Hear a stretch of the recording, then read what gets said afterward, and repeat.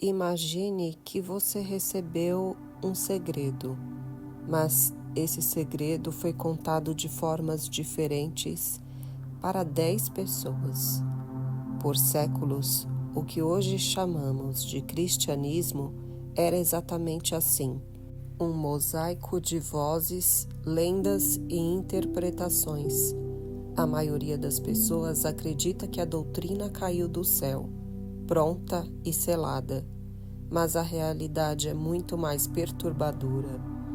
No início não existia uma verdade, existiam várias. A pergunta que vai guiar o nosso episódio hoje é: quem teve o poder de apontar o dedo e dizer, isso é verdade e isso é mentira? E principalmente, o que aconteceu com as verdades que foram silenciadas? Nos primeiros séculos, a fé era um campo selvagem. Em Alexandria, pensava-se de um jeito, em Roma, de outro. Nas montanhas da Síria, o entendimento era místico e quase irreconhecível para nós hoje. Essa diversidade não era um erro, era a natureza da crença, mas o mundo estava mudando. Quando o Império Romano, a maior máquina de guerra e administração da história, começou a olhar para essa nova fé, ele viu um problema. Para Roma, a diversidade é o caos, e o caos é a ruína. O que era uma busca espiritual livre estava prestes a ser enquadrado em uma moldura de ferro. Conflitos começaram a surgir. Nas esquinas, nos mercados, as pessoas discutiam a natureza do divino como uma fúria que ameaçava a paz pública. Surgiu então a necessidade de estabelecer limites. Mas aqui está o perigo. Definir é limitar.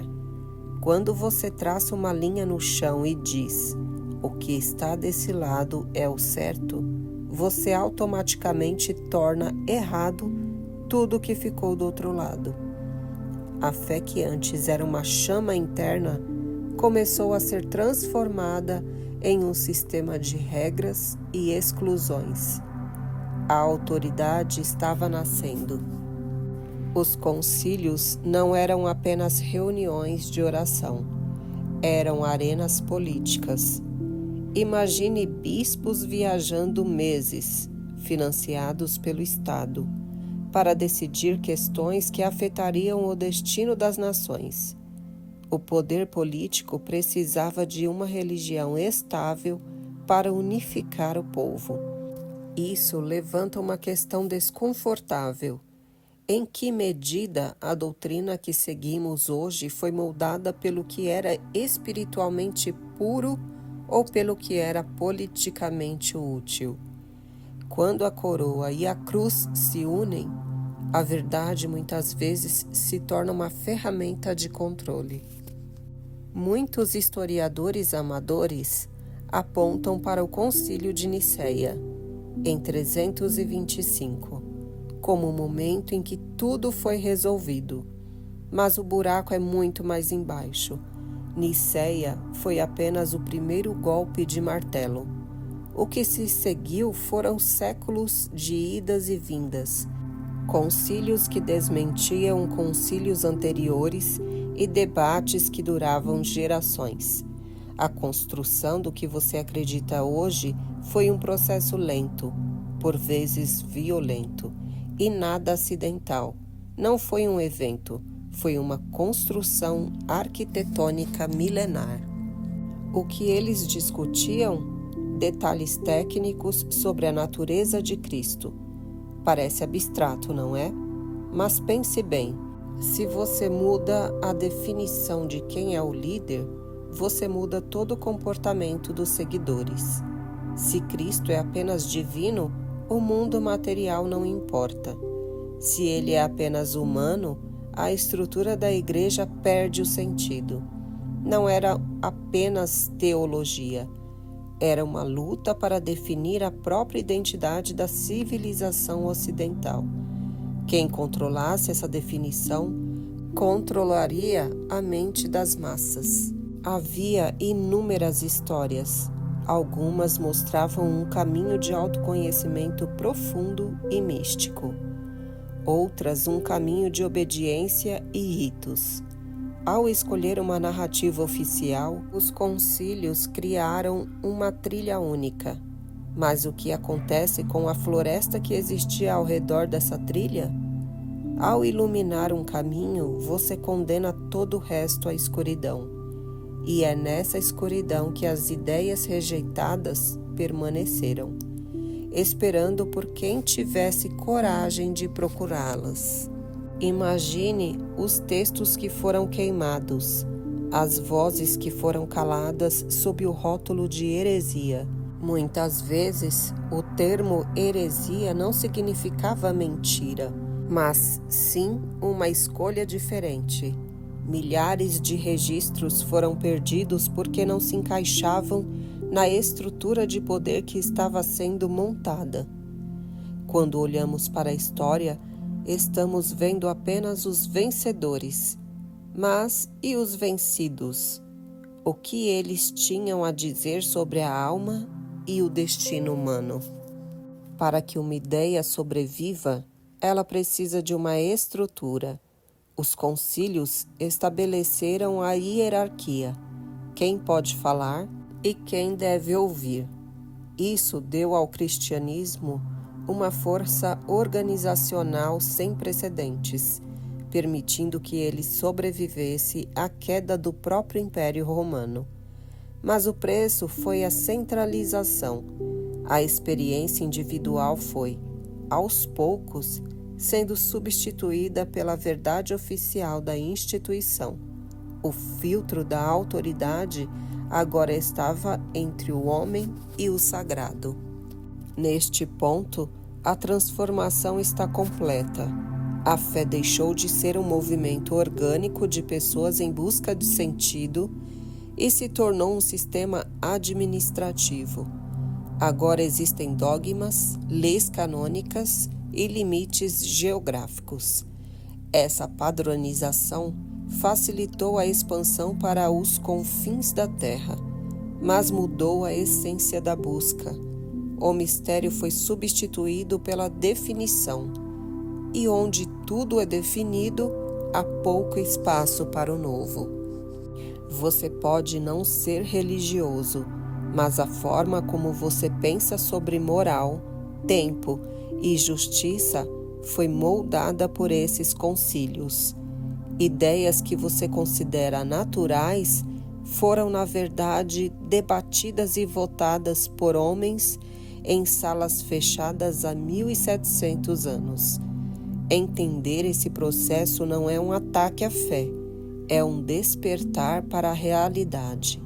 É perceber que as lentes pelas quais você enxerga o mundo foram polidas por mãos humanas com intenções humanas. Apesar dos esforços para criar uma unidade absoluta, as rachaduras sempre existiram. As heresias nunca morreram de verdade. Elas apenas mudaram de nome. A tensão entre o que a instituição diz e o que o indivíduo sente é uma marca constante da nossa história. Isso prova que a alma humana não aceita molduras permanentes. A busca pelo que foi ocultado continua pulsando, mesmo sob o peso de séculos de tradição. Estamos chegando à metade da nossa jornada e as revelações só vão aumentar. Se você é do tipo que não aceita apenas a superfície e quer entender as engrenagens ocultas que movem a nossa história, você está no lugar certo. Inscreva-se agora e ative as notificações. A série sobre os segredos da construção do mundo está apenas começando. Deixe um comentário com a palavra despertar, se você quer que eu continue explorando o que foi deixado de fora dos livros escolares. Ter uma doutrina clara é como ter um mapa. É seguro, evita que você se perca, mas o mapa não é o território. Ao criar uma estrutura rígida, os concílios dificultaram que a espiritualidade acompanhasse a evolução do pensamento humano.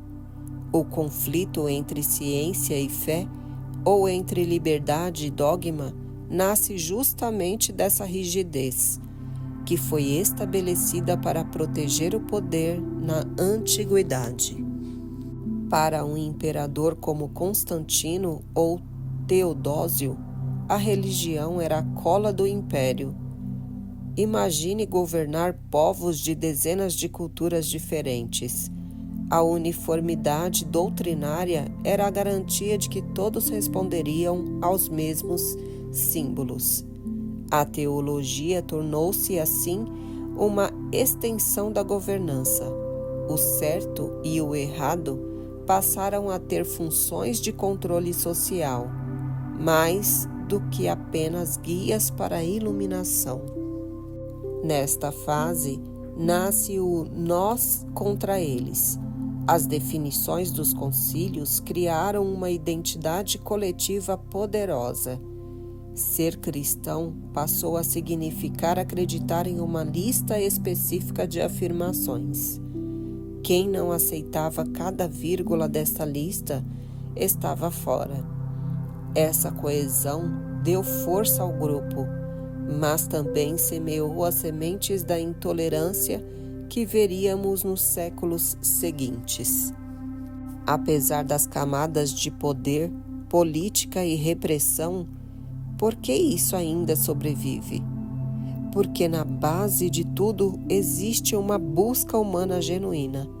As estruturas mudam, os papéis apodrecem, mas a sede por transparência atravessa a história.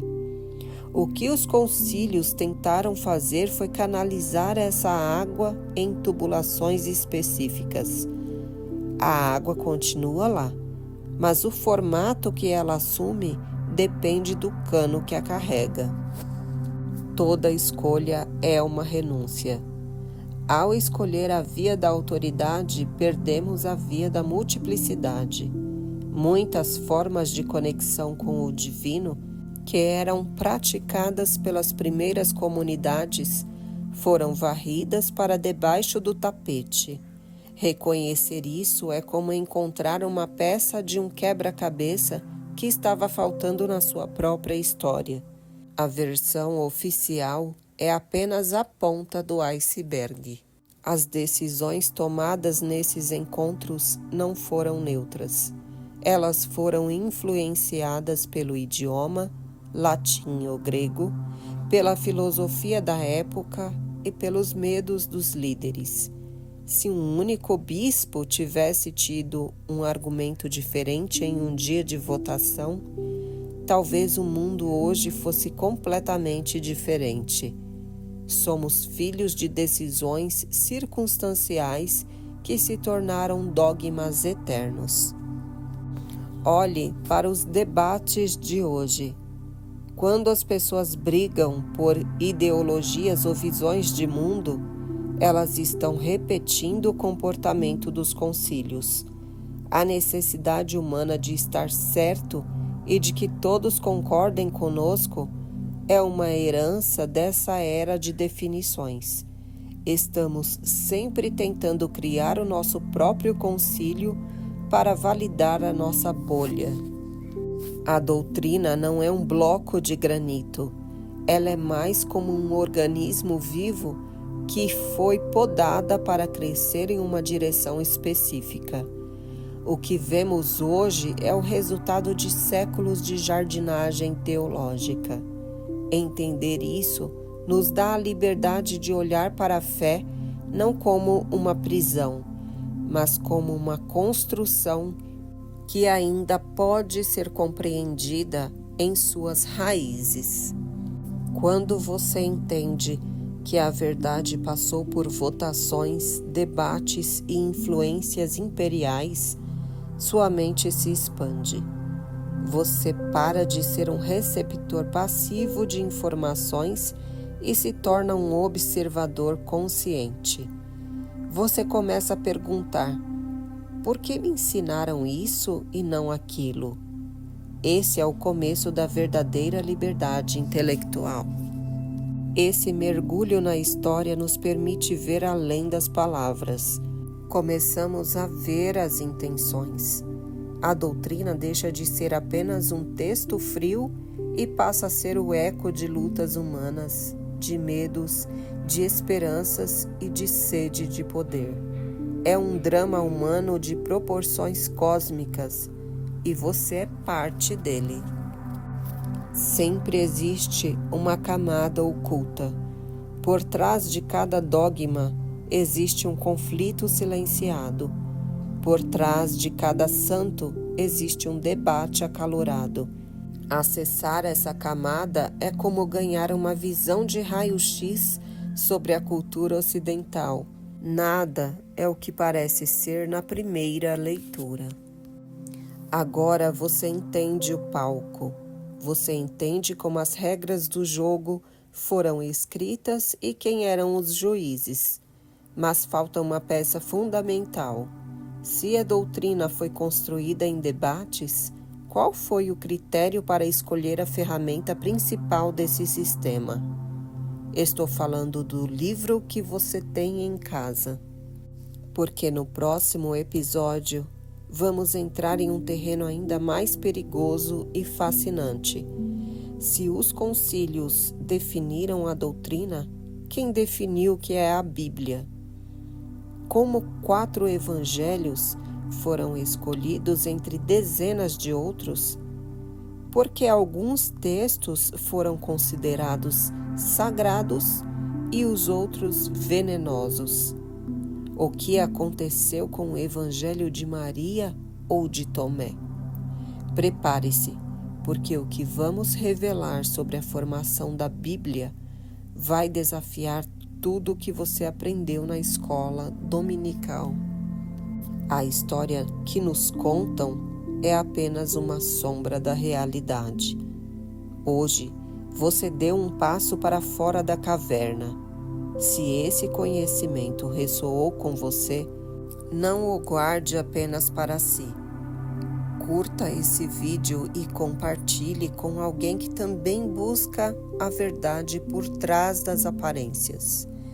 E agora a pergunta que não quer calar: você quer ver como a Bíblia foi realmente montada? Então, permaneça conosco aqui no canal e venha comigo para o próximo episódio. O que você vai descobrir lá não tem volta.